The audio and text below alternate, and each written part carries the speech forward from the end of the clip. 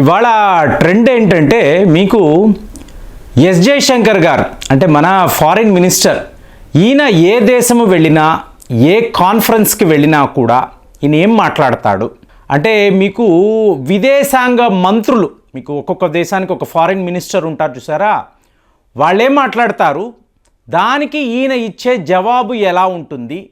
So దీని వెనుక ఉండే మీకు అతి ముఖ్యమైన అంటే క్రిటికల్ ఇన్ఫర్మేషన్ సో ఇది ఏమిటి సో వెతకడము అనేది ఇవాళ ప్రపంచ స్థాయిలో మీకు ఈ మీడియా పని, ఇంటర్నేషనల్ మీడియా చేస్తున్న పని. చూడండి, మొన్న మునీచ్లో ఇలాంటి ఒక విచిత్రం జరిగింది. అంటే మునీచ్ అంటే జర్మనీలో ఉండే ఒక నగరం, అంటే మునీచ్ సెక్యూరిటీ కౌన్సిల్ని అంటారు. మీకు ఇవాళ జర్మనీ పరిస్థితి ఏమిటి అంటే వీళ్ళు ఒక గ్రేట్ రిసెషన్లోకి వెళ్ళిపోతారు అని చెప్పి నిన్న కూడా మాట్లాడాం. సో వీళ్ళు ఇవాళ చైనా మీదే ఆధారపడుతున్నారు.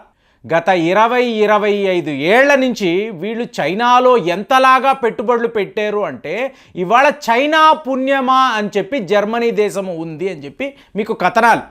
అలాంటిది చైనా వాళ్ళ ఫారిన్ మినిస్టర్ వాంగ్ యీ, ఈయన ఈ మునీచ్ సెక్యూరిటీ కౌన్సిల్ ఈ కాన్ఫరెన్స్కి వచ్చాడు. సో ఇతనికి వీళ్ళు బ్రహ్మరథం పట్టారు. అంటే ఏదో ఒక రకంగా చైనాను ఇంప్రెస్ చెయ్యాలి. చూడండి ఎంత విచిత్రము అంటే మీకు ఆ యూరోప్ యూనియన్కి సంబంధించిన నాయకుడు వాంగ్ యీని మీకు ఓట్ ఆఫ్ థ్యాంక్స్లో మీరు ఇక్కడికి రావడం చాలా అద్భుతం అండి, సో జర్మనీ చైనాకు మధ్య ఉండే ఒప్పందాలు ఈ వ్యాపారము ఇంకా కూడా పెరగాలి ఇవన్నీ మాట్లాడుతున్నాడు. సడన్గా చైనా ఫారిన్ మినిస్టర్ దృష్టి అంటే వాంగ్ యీ దృష్టి జయశంకర్ గారి మీద పడింది. అంటే నెక్స్ట్ లెవెల్ ఆఫ్ మీటింగ్ అంటే మీకు ఏమంటారు ప్యానల్ డిస్కషన్. మీకు జయశంకర్ గారు అలాగే మీకు సెక్రటరీ ఆఫ్ స్టేట్ అమెరికా మీకు యాంటోనీ బ్లింకిన్, జర్మనీ యొక్క ఫారిన్ మినిస్టర్ మీకు యానలీనా బార్బాక్ అంటారు. సో వీళ్ళు ముగ్గురు కూడా ఒక ప్యానల్ డిస్కషన్లో కూర్చోబోతున్నారు. సో జయశంకర్ గారు అటు నుంచి వస్తున్నారు, పోడియం నుంచి మీకు వాంగ్ యీ గమనించారు, నేను జయశంకర్ గారితో మాట్లాడాలంటే నేరుగా ఆయన వైపు వెళ్ళడం, ఆయన స్టేజ్ మీదకి రావడము, ఇతను పోడియం నుంచి దిగడము, నేరుగా జయశంకర్ గారితో వెళ్ళి ఈయన ఏదో ఒక మిస్టీరియస్ విషయం మాట్లాడాడు. ఇక్కడ జయశంకర్ యొక్క చతురుని మీరు చూసారనుకోండి, ఇంటర్నేషనల్ మీడియా ఫోటోగ్రాఫర్స్ ఇమీడియట్గా అక్కడ గుమిగూడారు. కానీ జయశంకర్ గారు చైనీస్ భాషలో మాట్లాడుతున్నాడు చైనా ఫారిన్ మినిస్టర్తో. అంటే ఇమీడియట్గా అలర్ట్నెస్ చూడండి. మీకు ఇంగ్లీష్లో మాట్లాడితే ఈయన ఏం మాట్లాడాడు ఇమీడియట్గా హెడ్లైన్స్లో రాసేస్తారు. దాంతో ఈయన ఏం చేశాడు, చైనా భాషలో చైనా ఫారిన్ మినిస్టర్తో మాట్లాడడం. మీకు తెలుసో తెలియదో 2009 నుంచి 2013 వరకు మీకు ఎస్ జయశంకర్ గారు ambassador of India to China అంటే భారత్ వైపు నుంచి చైనా రాయబారిగా అక్కడ ఈయన ఉద్యోగం చేశాడు. కాబట్టి చైనీస్ భాష అనర్కళంగా ఈయన మాట్లాడగలడు. అలాగే రష్యా వెళ్ళాడు అనుకోండి, రష్యన్ భాషలో మాట్లాడతాడు. మీకు జపనీస్ డెలికేట్స్ వస్తే జపాన్ భాషలో మాట్లాడతాడు. ఇలాగ ఈయనకి బోలెడన్ని భాషలు వచ్చు. సో ఇప్పుడు చైనా మీడియా వాళ్ళు ఈ విషయాన్ని వాళ్ళు లీక్ చేయలేరు కదా, ఇదంతా కూడా ప్రోటోకాల్కి సంబంధించిన విషయం. ఇలాగా చైనా ఫారిన్ మినిస్టర్ హుటాహుటిగా జయశంకర్ గారి దగ్గరికి రావడము చాలా ముఖ్యమైన విషయం అన్నట్టుగా మాట్లాడడము, తరువాత అతను వెళ్ళిపోవడం, ఈయన స్టేజ్ ఎక్కడం, ఈ విచిత్రం జరిగింది. సో జరిగిన తరువాత ఇంకొక విచిత్రం, వీళ్ళు కలిశారు. విత్ ఇన్ నెక్స్ట్ 2 డేస్లో మీరు చూసారనుకోండి, చైనాకు భారత్కు మధ్య లడాక్ వద్ద మీకు చుజూల్ మోల్డో అనబడే ప్రాంతం దగ్గర 21st మిలిటరీ టాక్స్ అంటే వీళ్ళిద్దరు ఇక్కడ జర్మనీలో మాట్లాడుకున్నారు, అక్కడ ఇండియాలో లడాక్ వద్ద భారత్ చైనా కమాండర్ లెవెల్లో మిలిటరీ టాక్స్ మొదలయ్యాయి. అక్టోబర్లో లాస్ట్ అండి, అక్టోబర్ 2023లోనే మీకు లాస్ట్ ఇలాంటి మిలిటరీ టాక్స్ డిస్కషన్ అనేది జరిగింది. 4 నెలల తరువాత మళ్ళీ ఫిబ్రవరి 19వ తారీఖు ఇలాంటి ఒక డిస్కషన్ ఇవాళ. అంటే మీకు మీడియా అంతా ఎలాగ వీళ్ళు దీన్ని మిక్స్ చేస్తున్నారు అంటే జయశంకర్ గారు చైనీస్ ఫారిన్ మినిస్టర్ని జర్మనీలో కలిస్తే ఇక్కడ ఇలాంటి మిలిటరీ టాక్స్ ఏమిటి, ఇదే మీకు కథనాలు.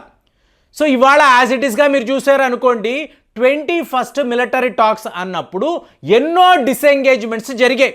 అంటే మీరు ఒక గోగ్రా పోస్ట్ అనొచ్చు, హాట్ స్ప్రింగ్స్ అనొచ్చు, డెప్సాంగ్ వ్యాలీ అనొచ్చు, అలాగే మీకు ప్యాంగాంగ్ సు ఇవాళ చాలా గొప్ప టూరిస్ట్ స్పాట్గా తయారవుతుందండి. ఎవరైనా లడాక్ వెళితే ప్యాంగాంగ్ లేక్ దగ్గరికి వెళ్ళండి. ఇక్కడ సౌత్ బ్యాంక్ దగ్గర ఉండే చైనా సోల్జర్స్ డిసెంగేజ్ అయ్యి వాళ్ళు వెనక్కి వెళ్ళిపోయారు. ఇలాగ ఎన్నో ప్రాంతాల దగ్గర చైనా వాళ్ళు డిసెంగేజ్ అయిపోవడము, మనము వెనక్కి వచ్చడం జరిగాయి. ఇంకా కొన్ని క్రిటికల్ పాయింట్స్ ఉన్నాయి, అక్కడ చైనా వాళ్ళు డిసెంగేజ్ అవ్వాలి. అంటే 2020లో ఎలాంటి ఒక స్టేటస్ కో ఉందో ఇవాళ అలాగే ఉండాలని మనం పట్టుబడుతున్నాము. దీనిని చైనా వాళ్ళు ఒప్పుకోవడం లేదు. ఎందుకు?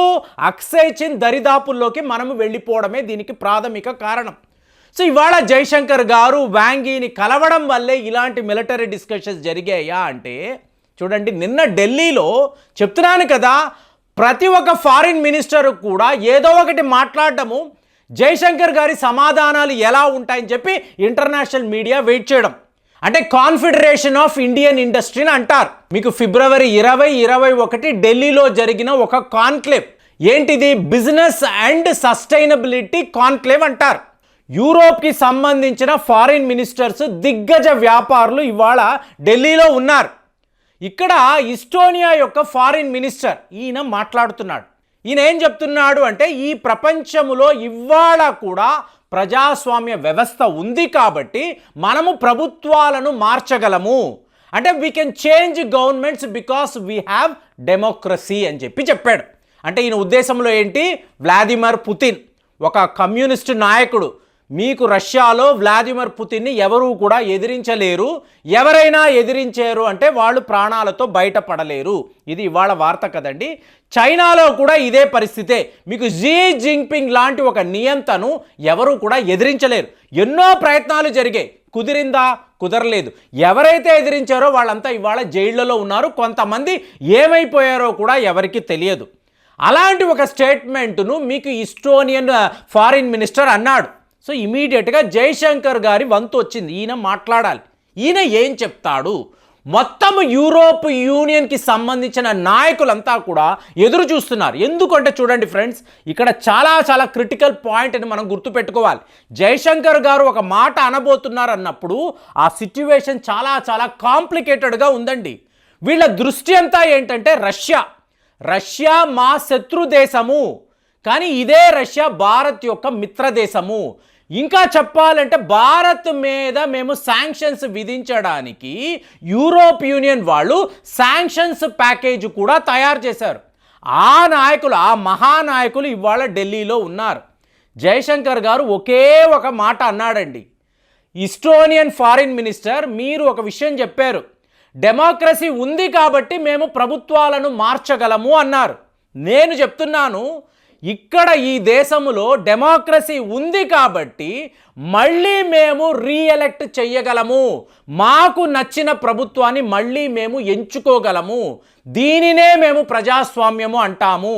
ఎవరు డెమోక్రసీ కోసం పనిచేశారో వాళ్ళని మళ్ళీ ఎంచుకునే అధికారము భారతీయులుగా మాకు ఇవ్వబడింది అని అన్న వెంటనే మొత్తం యూరోప్ యూనియన్ నాయకులందరూ కూడా మీకు ఎంతలాగా అప్లాస్ చేశారు అంటే, డెమోక్రటిక్ పవర్ ఏమిటి అంటే ప్రజల చేతిలోనే మీకు అధికారం ఉంటుంది. జైశంకర్ కనిపిస్తే ఈయనతో ఏం మాట్లాడాలి, ఎలా మాట్లాడినా కూడా మనము పప్పులో కాలేస్తున్నాము కదా, ఇది ఏమిటి విచిత్రం అని చెప్పి ఈ యూరోప్ యూనియన్ నాయకులందరూ భావించడము నిజంగా ఇతనికి ఉన్న నాలెడ్జ్ అనండి, ఆ విజ్డమ్ అనండి, టైమ్లీగా బ్రూటల్ ఫ్రాంక్నెస్. సో ఇది మీకు ప్రపంచంలో ప్రస్తుతం ఏ ఒక ఫారిన్ మినిస్టర్కి కూడా లేదు అని మనం 100% చెప్పొచ్చు. మరి జైశంకర్ గారి ఈ జవాబులు, ఈయనకి ప్రపంచం ఇస్తున్న రెస్పెక్ట్, దీనిని మీరు ఎలా చూస్తున్నారు? కామెంట్స్లో రాయండి. మళ్ళీ వచ్చే వీడియోలో కలుద్దాం. జై హింద్.